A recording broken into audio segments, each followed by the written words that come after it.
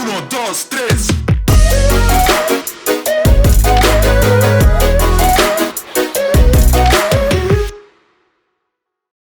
What's up, guys? We are back with another episode of College Declassified. Deandra, how are you? I'm great. How are you? I'm good. A little nervous, but a good nervous. Right. Because it's the first one. It's the first one, man. We got to do it right. Right. We got to do it right. We got the big guns here, man. The FAFSA guru. The FAFSA guru, not just the FAFSA guru, but we got the guy who started it all. Yes, way before we was even born yet. So all your questions will be answered. Yeah, so stay tuned. Man. So the guy who started it all on a napkin in a restaurant. We got Dr. McKenzie here, man. Hey. Hit me with the applause for Dr. McKenzie, man. Thank you. So guys, this is College Declassified. So this is a podcast that breaks down everything college, high school. We want to answer any questions that you have and be right there with you on the journey to college graduation and a successful career. So this episode is called Tackling FAFSA. What we're going to do is we are going to cover the FAFSA Basics for our families who have never even heard of FAFSA or this whole process is brand new. We got you. And then we want to dive into some of the deeper roadblocks that people, cover and come up against, and we want to help with that. And then we just want to do a quick Q&A with our CEO. So I just want Dr. McKenzie to talk a little bit about FAFSA. What is FAFSA? Why was it started? And who do we serve?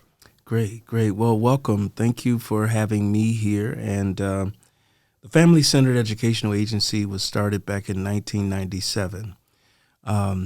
We started the organization because we felt that we were already working in the community, helping students with educational pursuits.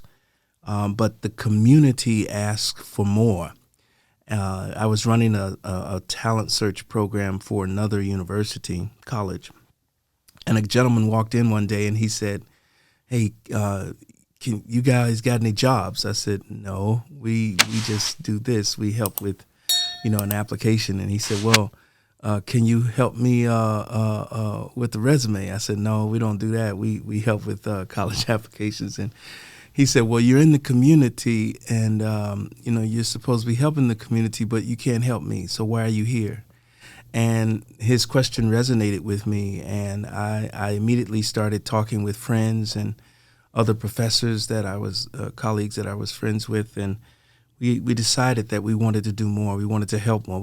If we were going to be in the community, we wanted to be relevant to the community. Right. And so then we decided in a restaurant, we wrote down notes on a napkin and decided to start this organization. Man, and how many, 22 years later? 22 years. 22 years later. We're still going strong. Couple $1 million later. Couple programs later. Yeah, about 40 staff members later. Man. Three locations. We're in Illinois. We're in Texas. We have multiple programs in both states now, and so good things. Thank you so much for taking time out of your busy schedule to sit down with us, Doc. My pleasure.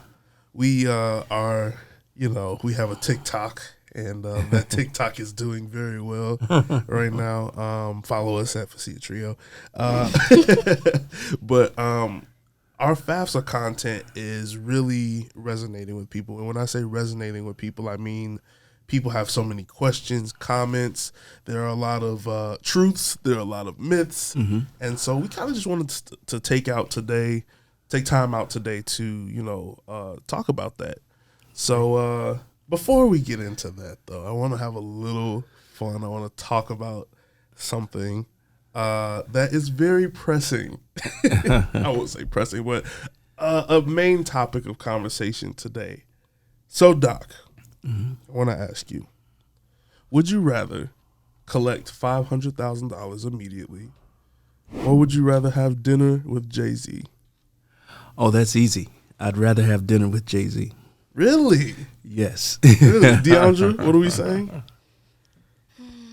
I guess I'd take the dinner with JayZ too. You know, he's a businessman, so I want to hear what he has to say, what he has to offer. I feel like he'll bring more than just obviously the money. It's not always about the money. Right. Okay. Yeah, Udi, our producer over there, how you doing, sir? Good. Good. What are we doing? Dinner with JayZ or $500,000? I'm taking the money. Hey, it's 2 and 2 because I'm taking the money. I guess I'll go first and explain my reasoning. Sure. I believe that. I mean, I guess I'm in the middle. I guess I'm in the middle because I'll say if JayZ actually comes to dinner and wants to talk about money and build my future and give me strategies and tips to become a billionaire like him, I'm down for it. Right.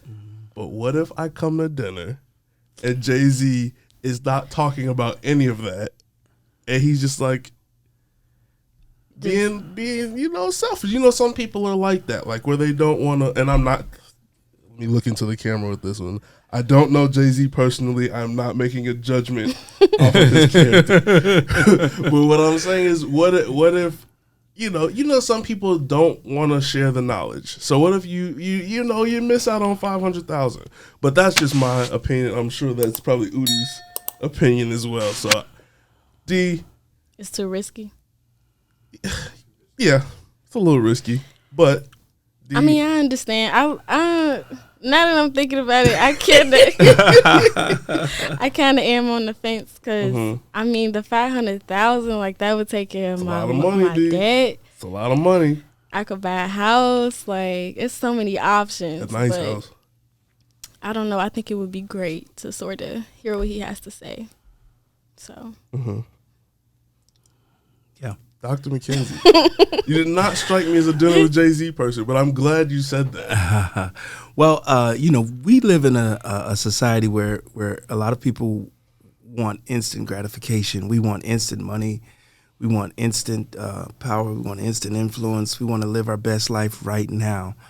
And the reality is that, you could have $500,000, but if you don't know how to take that 500,000 and turn it into 500 million, then you're at a deficit. That's true. And so JayZ has a lot of money, and he knows how to take a little bit of money and turn it into a lot of money. And so that's wisdom. There's a proverb that says a wise man makes friends before he needs them. So just having the meeting with this person would give me an opportunity to possibly establish a rapport and maybe a possible long-lasting friendship. Yeah.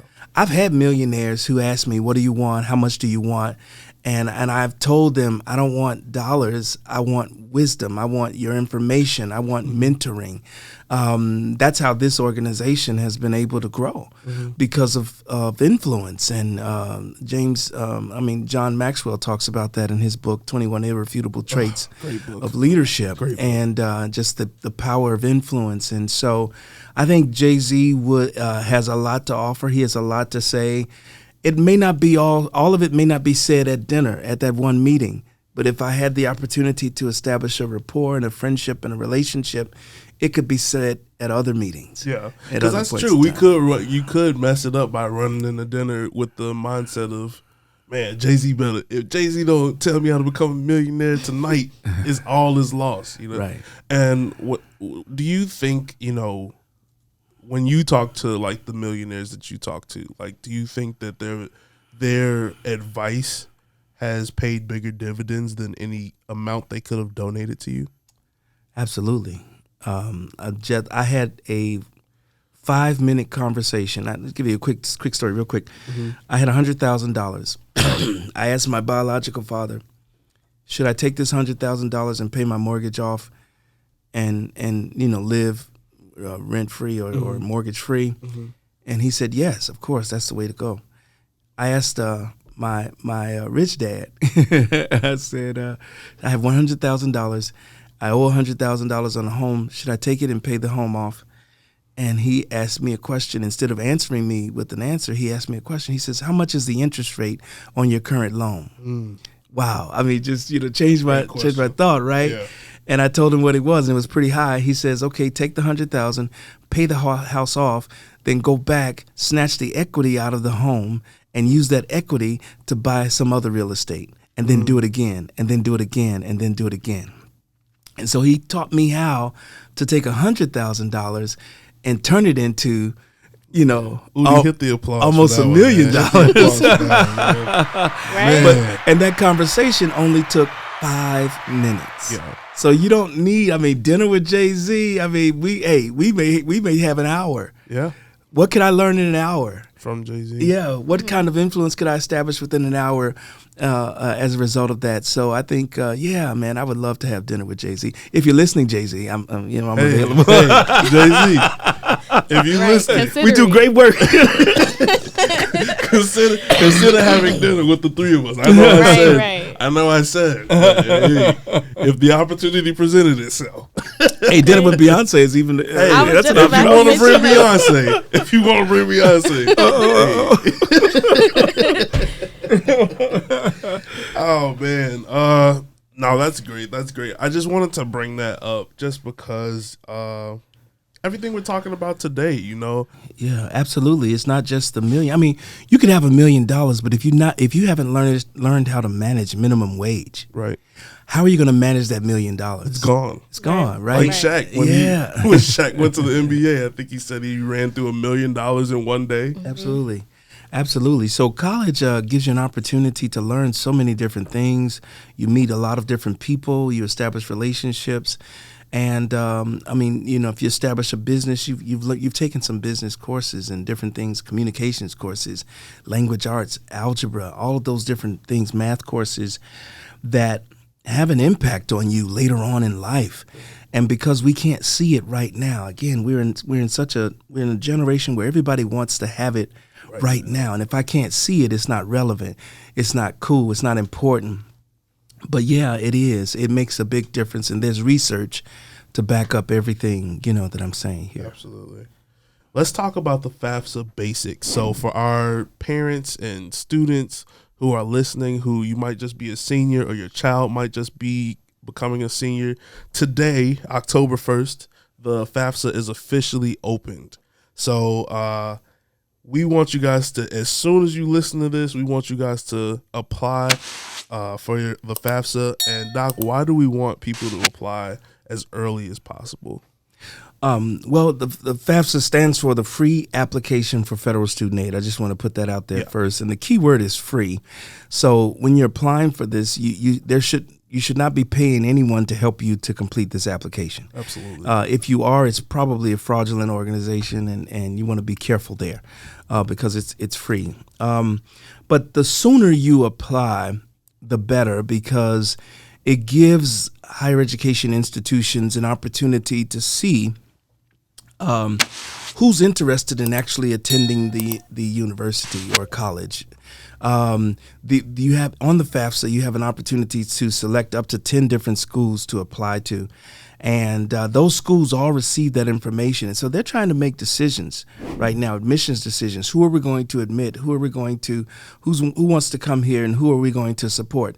So the free application is the springboard to receiving not just a Pell Grant, but the information is used to make decisions about other forms of financial aid, like the state awards or scholarships and other things of that nature. So apply early so the institution can get all the information, and they can then make a better decision about how to totally package your financial aid, create a financial aid package for you. Right. So what would you say to somebody who says, I think we've even had somebody who commented that said, I applied early. I applied the second day they opened FAFSA, and I was only given loans. Yeah, well, it's when you apply does not determine exactly how much you receive. There's so many other factors that come into play. I mean, they take a look at parental income. They take a look at household size. That could impact your financial aid. where you are attending. What type of institution? Is it a 2-year institution with a very low cost of attending, or is it a 4-year institution with a very high cost of attending? And so all of those things come into play. And also the question is, who helped you fill out your application? Did you do it yourself, or did you use a professional? It's dinner with JayZ again. We're back there, right? And so finding the person who has the information, who has the knowledge and the wisdom to help you to complete this application is a really important point. Don't try to do it by yourself. Get someone to help you, because better questions lead to better answers, right? And when I'm helping students and families to complete the free application for federal student aid, I'm asking pointed questions. Like, for example, you may say there are only 3 people in your household: you, your mom, and your dad, right? But you forgot about your grandmother and your grandfather who live, in a separate section of the home, or your uncle upstairs in the bedroom that you all never really talk to. They become a part of the household size. Right. So instead of the household size being 3, the actual household size is 6, right? But if you're not asked that question, then you won't give that information. Exactly. And the larger the household size, the greater the eligibility for federal aid. And so those kinds of things are so important, and getting good help with this application can impact what you receive. Absolutely. So I guess it's safe to say that we still want you to apply early, but that gives you the best chance. It doesn't guarantee you that you would get, grants. And it starts the conversation, right? It starts everything rolling, and financial aid institutions can offer you all kinds of financial aid, and loans are considered as federal aid, right? So you could if you have a professional to help you complete this application, they would tell you, well, instead of asking for accepting a loan, why don't you ask the financial aid financial aid institution or college institution for a supplemental educational opportunity grant. A grant is free aid. A loan is not. It's something you got to pay back. But if you have the eligibility for the loan, there's a possibility you may have eligibility for some other form of aid, but that form of aid was not offered to you because you didn't ask for it. See, your auntie ain't gonna tell you that when she helping you fill out the FAFSA, man. Your barber ain't gonna tell you that when they help you fill out the FAFSA, man. Dr. McKenzie gonna tell you that. Absolutely. Just a quick plug, Dr. McKenzie trains staff and students alike all across the country. Dr. McKenzie puts on financial aid senior nights in our school district that we serve. So that is going to be available, that senior night where he breaks down the FAFSA. Everything you need to do step by step will be available on all of our social media, TikTok, Facebook, Instagram, next week sometime. But we're excited about that. The form collects personal and financial information, right? That from students and parents, income, race, age, family, household, like just kind of how you talked about. And it applies a formula to determine the expected family contribution, or your EFC score. Right. Can you talk about the EFC score and what it is, and why is it important to have such a low EFC score? Well, the expected family contribution is a number. It's not a number that the number does not represent the amount of financial aid you're going to receive. That's another myth that people believe. Right. Yeah. It's actually a code. So the lower the number, the higher your eligibility for financial aid. The way that the federal methodology works is there are a lot of parents who say, okay, my son or daughter is going to qualify for financial aid because when they get 18, I'm going to say I'm no longer responsible for you and make them an independent student. It doesn't work like that, right? You have to literally truly be independent and prove that you are independent in order to get in order to be considered as independent. But being independent does not guarantee that you'll get a low EFC expected family contribution. Sometimes that actually hurts a student, right? Remember what I said, the more people in the household, the greater the eligibility.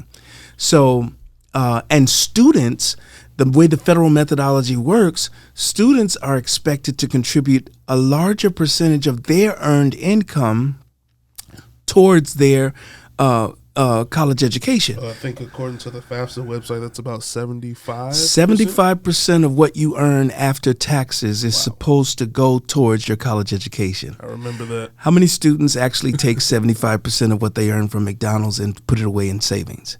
I would say probably very few. 0. Right. Okay. So, staying in the household, being dependent is not necessarily a bad thing. And so that methodology, it's set by Congress. It's not something that anybody can change. The law. The formula is the formula, right? Mm-hmm. And so there are certain things that impact that formula. Like I said, a high number of people in the household. Other things could be being on a fixed income. If you receive SSI, Social Security benefits, or aid to dependent children. So again, it's just so much. Right. But again, if you're not having a professional to help you with this process, those kinds of questions won't be asked of you. You won't volunteer that information, and you won't receive what you could possibly receive. The way the process works is you complete the FAFSA, right? And it generates something called a student aid report, right, that comes back to the student. And then there's something else called an ICER that is generated. It's the same information that's on the student aid report that comes to the student. The ICER, the information on the ICER goes to the institutions that you listed on the FAFSA application. And so then they take that information and take you through a process of validation to determine how much aid you should receive. So that's how it works. Awesome. So just other FAFSA basics, right? So before you can even fill out the FAFSA, this is October 1st, but we encourage students to actually do this before, October 1st. So it's almost like getting a PlayStation 5. There's some stuff you got to do before, before you get the PS5. So the first thing you guys need to do is create an account or an FSA ID on studentaid.gov. The FSA ID is basically your login that you will have for the next 4 years, I believe. It's just your electronic signature. Yeah. So it's your electronic. Rest of your life. Yeah. So it's your electronic signature, which means once you set a password and you created an account, do not forget it. So parents have to create an FSA ID. And students also have to create an FSA ID. That is so much of a problem the following year when students or parents have to fill out FAFSA for the following year. Another side note, you do have to fill out the FAFSA every single year while you're in college, just updated information, just to determine how much aid you're going to get. We'll talk about that, though. But that is a problem that people run into, that It's a good point. I mean, it's great that you brought that up because that's something that a lot of students were actually bringing up for our TikTok video. One student specifically said, what if I lost my mom's account info? Yeah. So she's bringing up the fact that her parent couldn't sign the actual FAFSA form. Luckily, there were some students who were actually answering that question, saying that another alternative would be for her to actually just print it out and then sign the application. Right. So she can retrieve it also. Yeah.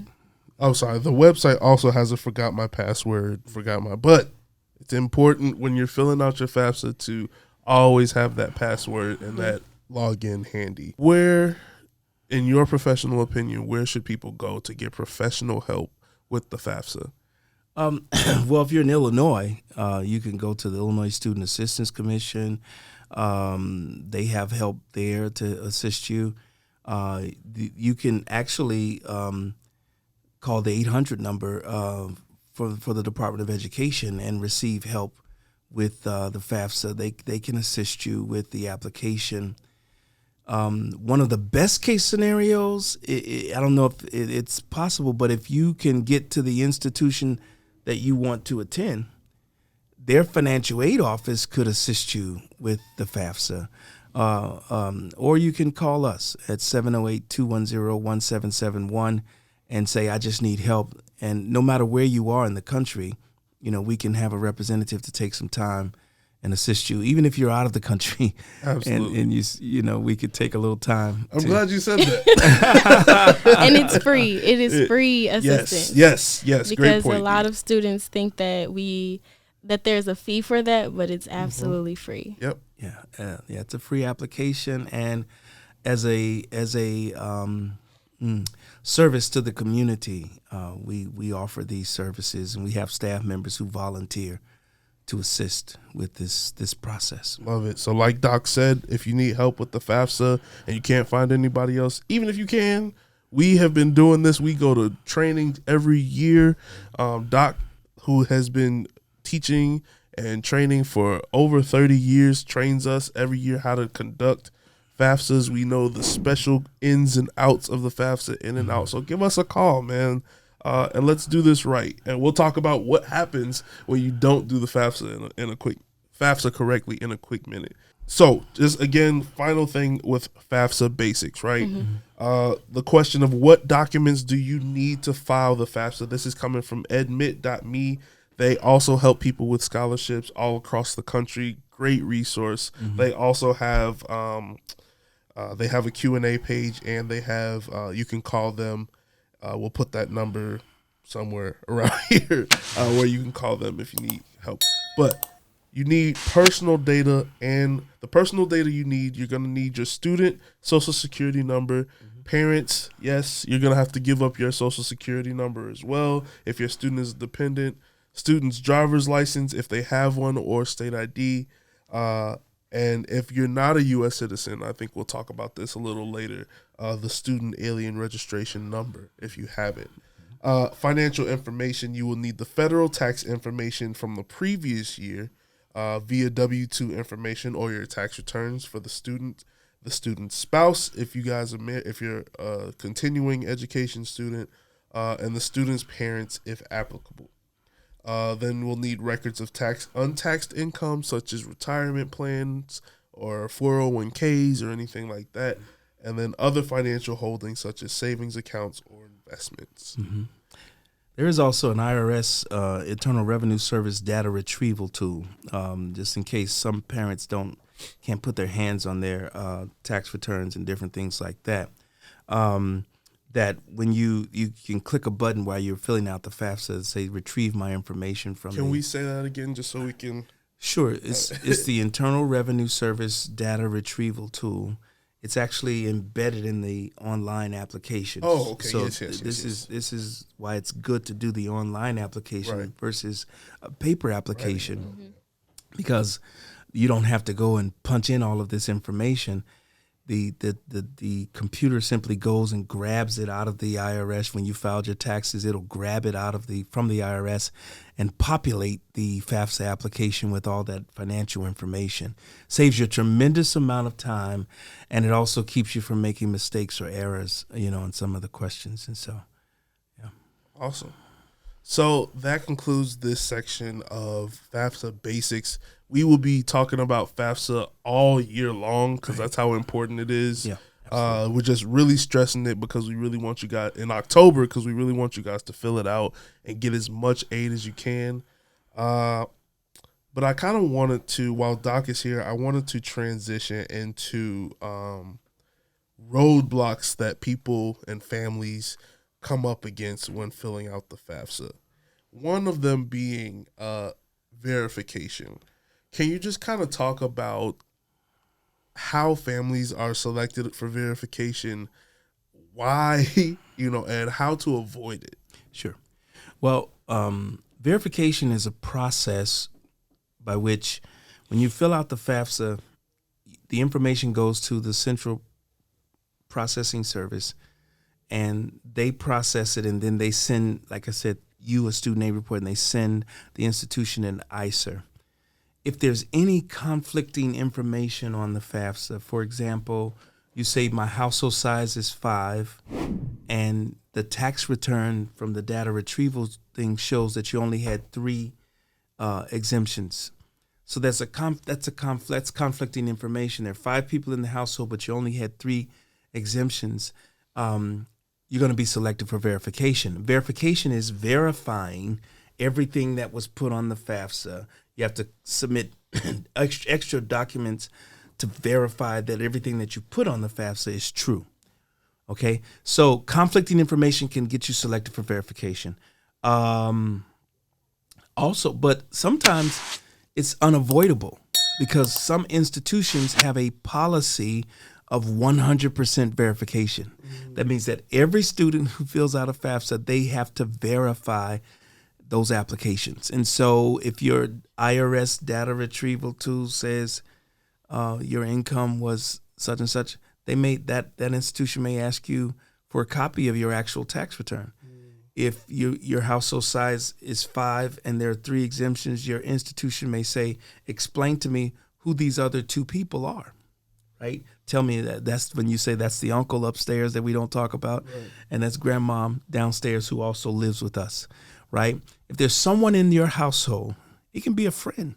If there's someone in your household who receives more than half of their financial support from you in the past year and as of a certain date, and the date is on the FAFSA, they'll tell you, then you can actually claim them as a part of your household, but you may be selected for verification, okay? That's okay. You just have to explain what's going on. Again, you have to explain because that financial aid officer is trying to use their professional judgment. That's what they're doing in the verification process. They're using their professional judgment to say whether or not you should have a smaller EFC, whether you should be eligible or considered for other forms of aid, such as institutional aid. It's not what you know, but what you know about. Right. What you know about. Right. And the financial aid officer has access to all kinds of other scholarships that are available. And so they want good students to come to their institution and they want to be supportive of those students. But the more they know about you, the better decisions they can make. The more they verify who you are and what your family situation is, the better they can counsel you and provide you with financial support. And that's another reason why we stress filling it out so early. Yeah. Mm-hmm. So,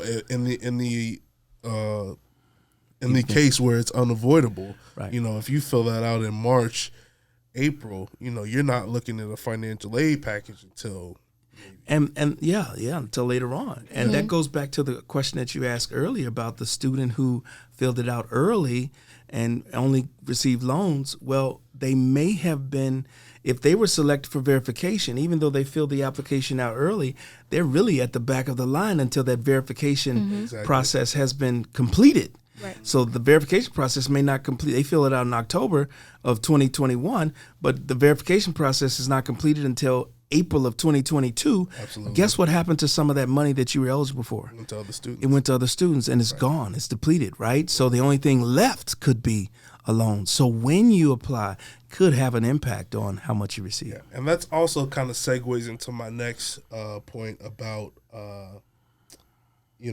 filling it out and roadblocks. Sometimes students, they say, I want to go to the University of Southern California, Yes. and that's the only school they put on FAFSA. Yeah. Why is that not the best choice? Well, because again, students can receive financial aid from multiple sources. The FAFSA is the springboard to getting to being considered for financial aid from different sources: the state, the institution, the federal government.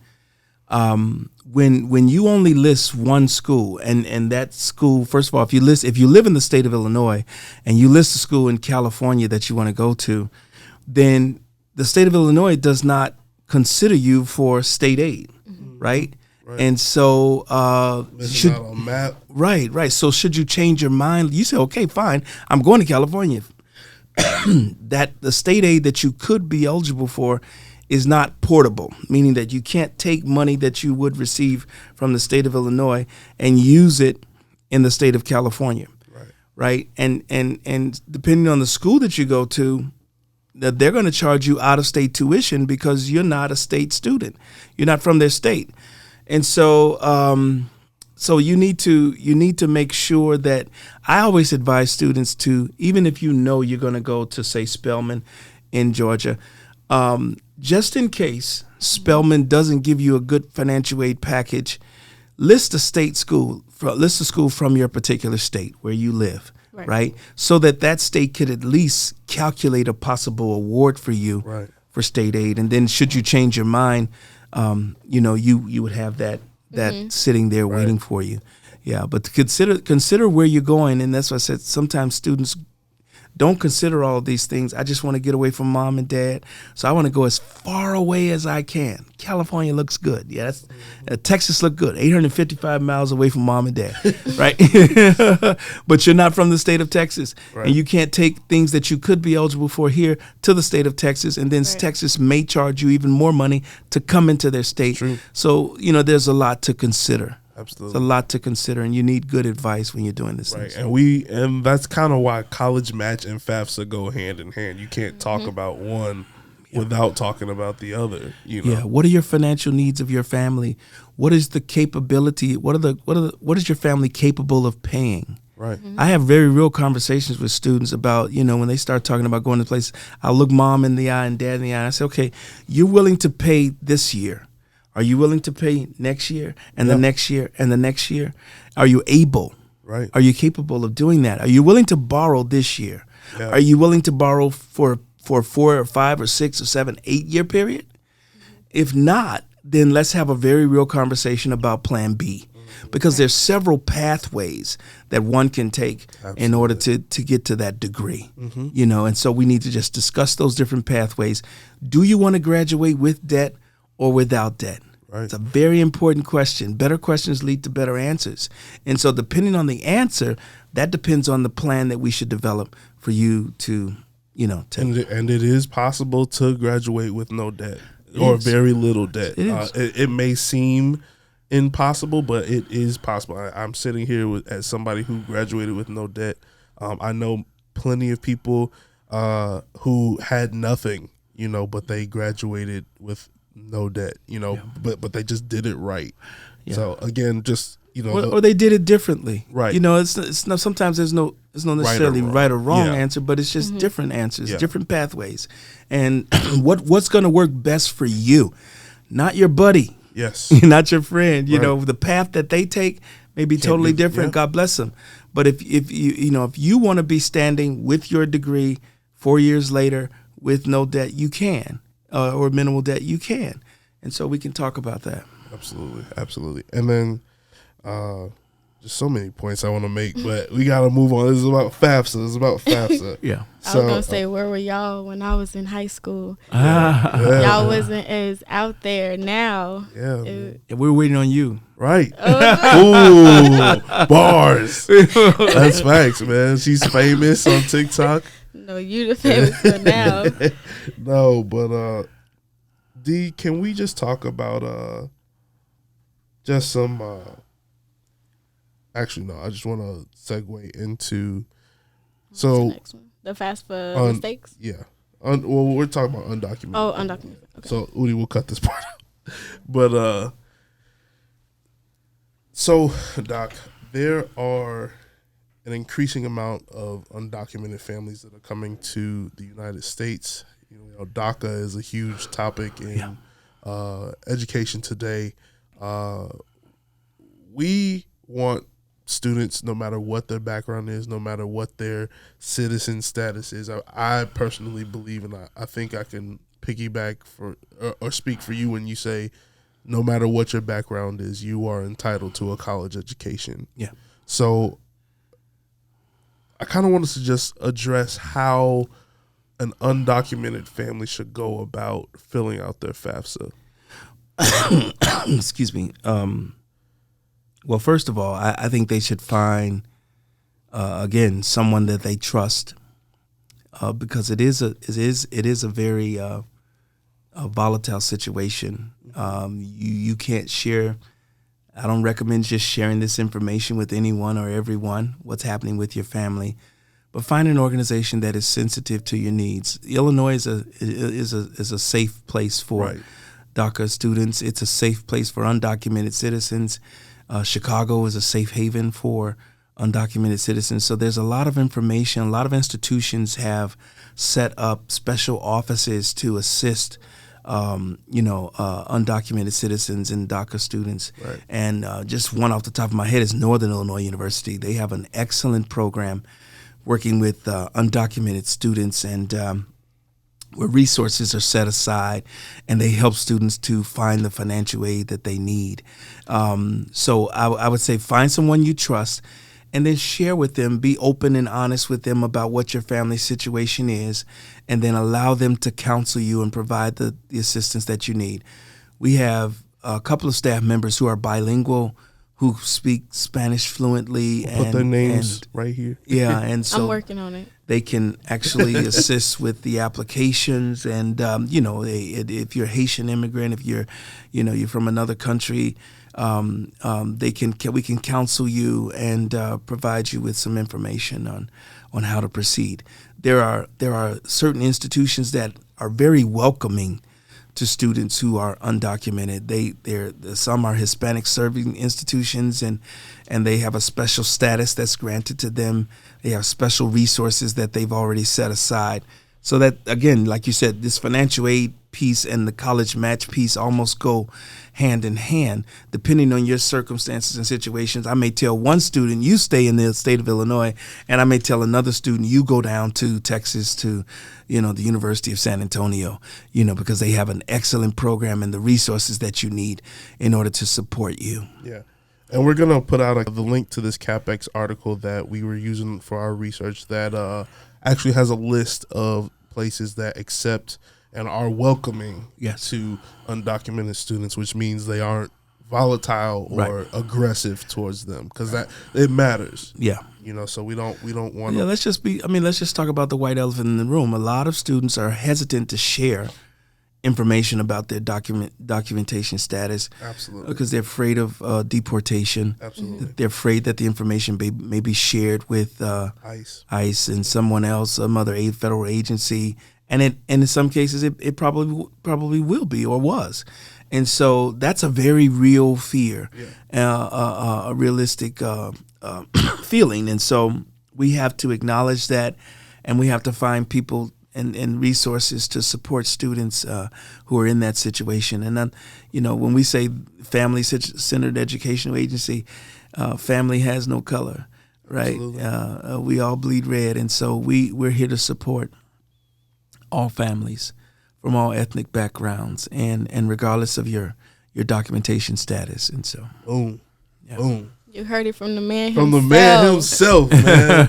man himself. We accept anybody. We help anybody, man. Everybody has a right to a college education and to change their life. Absolutely. Okay, so D, can you just give Doc? We want to just do some. We have, like I said, our social media is booming right now because FAFSA is a big topic. Everybody wants to make sure that they're doing this correctly and getting the maximum amount of aid. So D, can you just hit us with some questions that we've been seeing online? One of the other questions that we didn't address first was if we offered assistance for scholarships. And should I ask that one? Yeah. Okay. So one of the other questions from TikTok that somebody asked was, do you guys offer assistance for scholarships and grants in Indiana? I took a semester off while going back to finish for my business degree. Yeah, well, we offer information. We publish, scholarships from different places weekly. If you like our Facebook page at Family Centered Educational Agency. Family Centered Educational Agency, you will see videos where we are posting scholarship opportunities that exist out there, regardless. Some are for certain states, some are not. They're open, they're national, they're portable, they're transferable to any state. And so, I would start there. We do offer assistance there. We do send out information concerning different scholarships, but we try to, for those who are not in our programs and are located in different parts of the country and sometimes out of the country, we will post that information on our website or our Facebook page. And if you go to our website, there's a point on there at familycentered.org. You can see our click on the online academic coach button and then search for workshops under the online academic coach concerning scholarships. and how to apply for certain things and how to actually get that information. So we don't necessarily have to talk to students face to face, but we're constantly putting out information. Our goal is 24/7, 365. So that means that anything that we're talking about and offering, that we don't want to just talk about it in a podcast. Right. We want to make it accessible and available to you 24 hours a day, 7 days a week, 365 days out of a year. I think that's how we can better serve and best serve the community. So we try to put it on our other social media pages as well, like LinkedIn and Instagram and all of that. Awesome. So another question, if my parents provide me with no aid, do I still need to provide their taxes? Absolutely. Just because they're not assisting you does not mean that they're off the hook. Right. You still need, if you are considered dependent, and that's a whole nother conversation, but if you're still considered dependent as a dependent student, you still have to submit your parents' information. And like I said earlier, a lot of parents think if I just take my information away, my child is going to be eligible for more aid. No, if your child has a job at Home Depot or at FAFSA or McDonald's, they're expected to put 75% of their income towards their expected family contribution. Yep. That and that number can be as high as, if that number is over, say, 4,000, their EFC is over 4,000, they're not going to be eligible for a Pell Grant. But if the methodology expects parents, the way it works is that they don't expect parents to contribute as much to the family concerning education as they do students. So you actually need those parents and their information and the household size and all of those other things to possibly help you to be more eligible. What about if you are dependent? Yeah. So if you are dependent, we're mandated to collect parental information. Okay. You have to turn it in. You can't get around it. If you're independent, I'm sorry, that's what I meant. Independent. Okay. Sorry. Yeah. If you want to ask it again. No, we'll just. Yeah. If you're independent, then they're only going to ask for your information. Certain things make you independent. If you have a child that you provide more than 50% of support for, and you can prove it, you have evidence that you can prove it, then you're considered as independent, and they only ask for your information. So yeah, that's how that works. But again, determining that when we look at a student's application and we help them with an application, we go a step further. If I see that you have conflicting information, you're going to be selected for verification. Mm-hmm. I'm not only going to help you with the FAFSA, but I'm going to help you with your verification correspondence that you need to send to the financial aid office, prior to receiving financial aid. And we're going to speed up the process. Mm-hmm. And we're going to help you get through that verification process a lot quicker than the average student. Right. Okay, so that actually leads into my next question. So all over TikTok, I have been seeing that the secret to get more money with your FAFSA is to actually get married as a student because it declares you as an independent. So the question is, do young married adults get a lot of money if they don't work? Excuse me. I've been hearing this a lot. It choked them up. I know. Do young married adults get more money if they... Do young married... That's if they don't work. If they don't work. It depends. Right. You can be married, but you could have other resources. Again, there's so many factors. And this, I'm glad you asked this question because that's such a myth. If again, students are expected to contribute more towards their education than parents. Mm-hmm. So if you're independent and you're married and you are working, 75% of your marital income is expected to go towards your family contribution, your EFC. If you're not working, but you have a large savings or there's something else there, your parents gave you a marriage gift of $70,000, that's going to impact your eligibility. Right. So it's not a yes or no answer. It doesn't always work out like that, where it's do this and this will and happen. this will happen. Right. No, it's not that simple. Again, some institutions have a 100% verification system, so they're going to ask you to verify this marriage.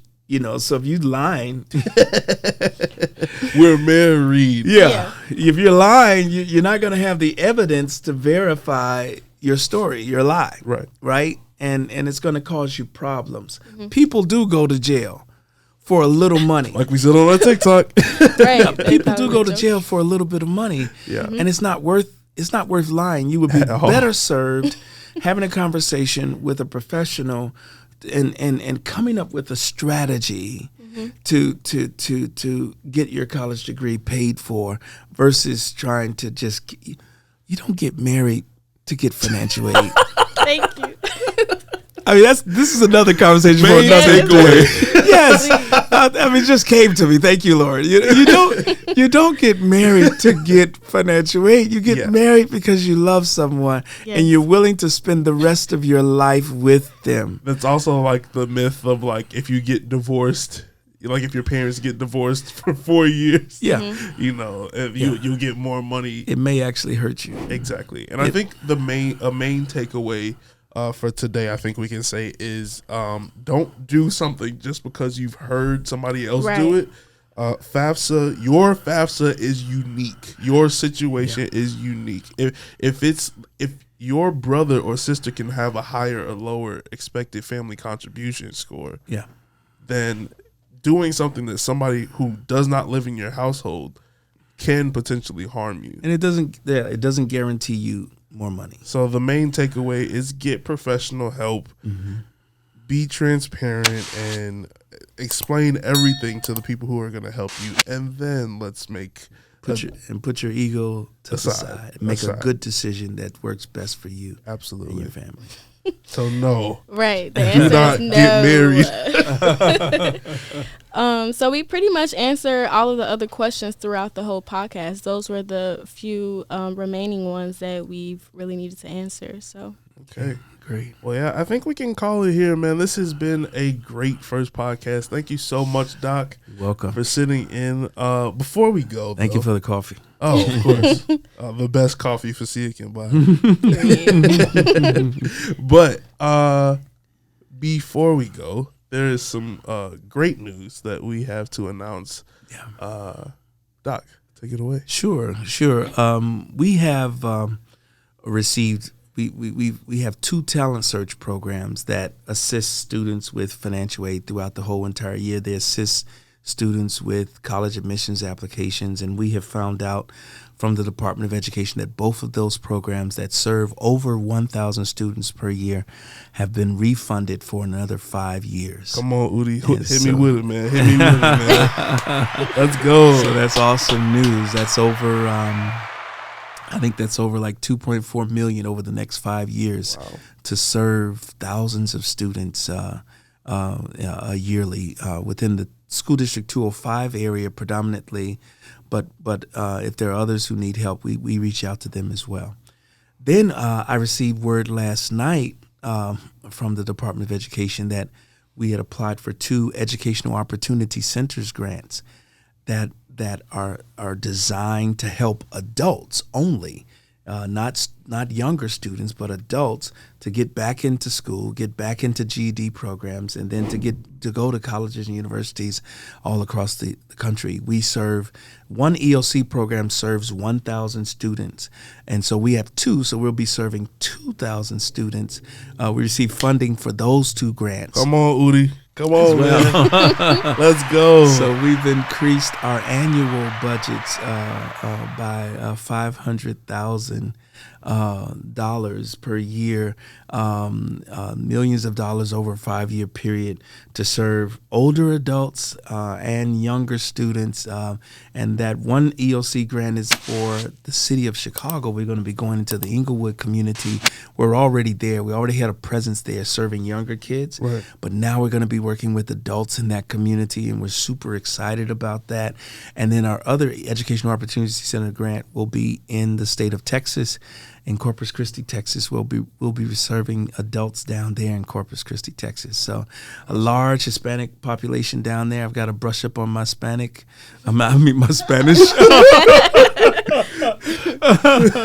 Brush up on my Spanish and be prepared to assist more students in that state as well. Awesome, man. More growth, more information. Yes, sir. The TikTok budget is growing. No, I'm kidding. But yeah, we're super excited, man, because we know that means we'll be able to expand on the amount of people that we impact on a yearly basis. Hey, so. our vision statement is we want to create a nation of educated families, Yes, and sir. we're on our way. Yes, we are. Absolutely. Yes, we are. So with that being said, if you have any questions, our DMs are open on Facebook, on Instagram, on TikTok, on SoundCloud, on anything where you can send us a message. We are available. You can send us your questions. This is where we'll be addressing and answering a lot of these questions. We'll have Q&A sessions every podcast. This podcast will be available every week. And you can call us at 708-210-1771. If you need help with your FAFSA, like Dr. McKenzie said, there are people who are waiting to help you with your FAFSA. And you can also visit us at www.familycenter.org. And Dr. McKenzie's financial aid night presentation will be available on our YouTube channel and Facebook channel next week. So, and you can also schedule an appointment.